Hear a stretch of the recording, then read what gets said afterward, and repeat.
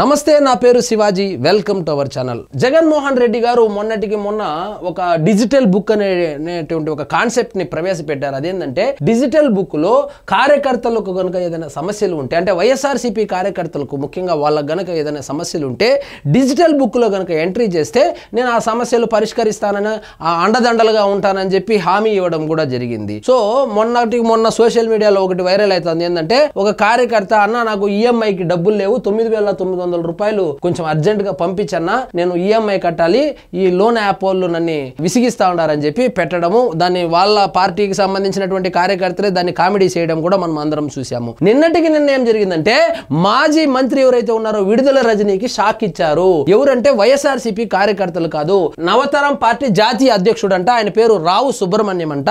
ఆయన జగన్మోహన్ రెడ్డి గారు ప్రవేశపెట్టినటువంటి డిజిటల్ బుక్ ఏదైతే ఉందో ఆ బుక్ లో రజనీ గారికి సంబంధించి ఆయనకు చేసినటువంటి అన్యాయం ఏదైతే ఉందో దానిని ఈ విధంగా ప్రస్తావించడం జరిగింది.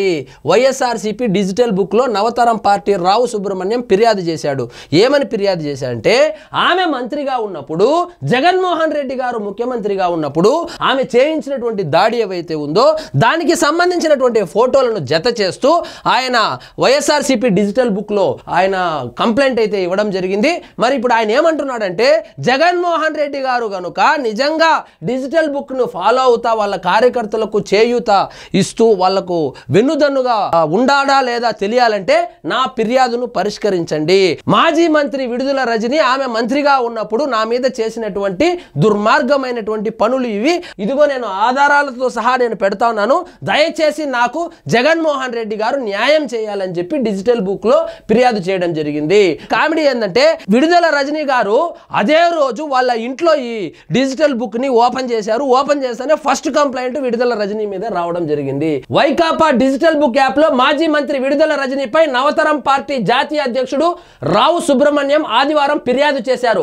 2022లో పల్నాడు జిల్లా చిలకలూరిపేటలోని నవతరం పార్టీ కార్యాలయం, నా ఇల్లు, కారుపై మాజీ మంత్రి దాడి చేయించారు, తగిన చర్యలు తీసుకుని న్యాయం చేయాలని వైకాపా అధ్యక్షుడు జగన్మోహన్ రెడ్డికి డిజిటల్ బుక్ యాప్ ద్వారా ఫిర్యాదు చేశారని రావు సుబ్రహ్మణ్యం మీడియాకు తెలిపారు. సో మాజీ మంత్రి విడుదల రజని నా పార్టీ కార్యాలయం మీద దాడి చేశారు, నా కారును ధ్వంసం చేశారు, మా ఇంట్లో చొరబడి దాడి చేయించారని చెప్పి నేను ఫిర్యాదు చేశాను. ఈ ఫిర్యాదును గనుక జగన్మోహన్ రెడ్డి గారు గనుక పరిష్కరించగలిగితే ఆయన నిజంగా వాళ్ళ కార్యకర్తల యొక్క సమస్యలు ఏవైతే ఉన్నాయో వాటిని కూడా పరిష్కరిస్తాడని నేను నమ్ముతా ఉన్నానని కూడా చెప్పుకొని వచ్చారు. ఇక చూడండి, తనకు న్యాయం జరిగితే జగన్ చెప్పినట్లు వైకాపా కార్యకర్తలు అందరికీ న్యాయం జరుగుతుందనే నమ్మకం కలుగుతుందన్నారు. దీనికి ముందే ఈ యాప్ ను చిలకలూరిపేటలో మాజీ మంత్రి విడుదల రజని తన ఇంటి వద్ద పార్టీ నాయకులు, శ్రేణులతో కలిసి ఆవిష్కరించడం గమనార్హం. సో ఆమె ఆవిష్కరించినటువంటి గంటలోనే ఆమె బాధితుడైనటువంటి ఈ రావు సుబ్రహ్మణ్యం అయితే అదే డిజిటల్ బుక్ లో ఫిర్యాదు చేయడం జరిగింది.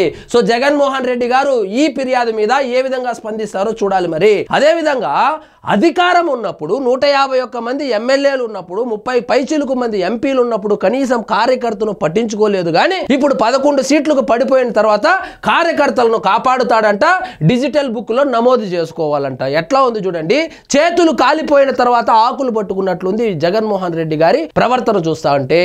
సొంత చెల్లిని, తల్లిని పట్టించుకోడు కానీ కార్యకర్తలను పట్టించుకుంటాడంట. మరి ఇదే డిజిటల్ బుక్ లో వివేకానంద రెడ్డి గారి కూతురు ఫిర్యాదు చేస్తే పట్టించుకుంటాడా, షర్మిల గారు ఫిర్యాదు చేస్తే పట్టించుకుంటారా, విజయమ్మ గారు ఫిర్యాదు చేస్తే పట్టించుకుంటారా అని కూడా సోషల్ మీడియాలో ట్రోలింగ్ అయితే నడుస్తా ఉంది. సో మొత్తానికి మాజీ మంత్రి విడుదల రజనీకి ఆ బుక్ ఓపెన్ చేసినటువంటి మొదటి రోజే షాక్ అయితే తగిలింది. పక్కా ఆధారాలతో సహా ఫోటోలను జత చేస్తూ ఆయనకు మాజీ మంత్రి విడుదల రజనీ చేసినటువంటి అన్యాయాలను విత్ ప్రూఫ్లు అటాచ్ చేసి ఆయన అయితే ఫిర్యాదు చేయడం జరిగింది. దీని మీద జగన్మోహన్ రెడ్డి గారు ఏమి స్పందిస్తారో చూద్దాం మరి. సో ఇదండి ఈరోజు మన టాపిక్. మీకు ఈ వీడియో నచ్చినట్లయితే లైక్ చేయండి, షేర్ చేయండి, ఛానల్ మాత్రం సబ్స్క్రైబ్ చేసుకోవడం మర్చిపోవద్దు.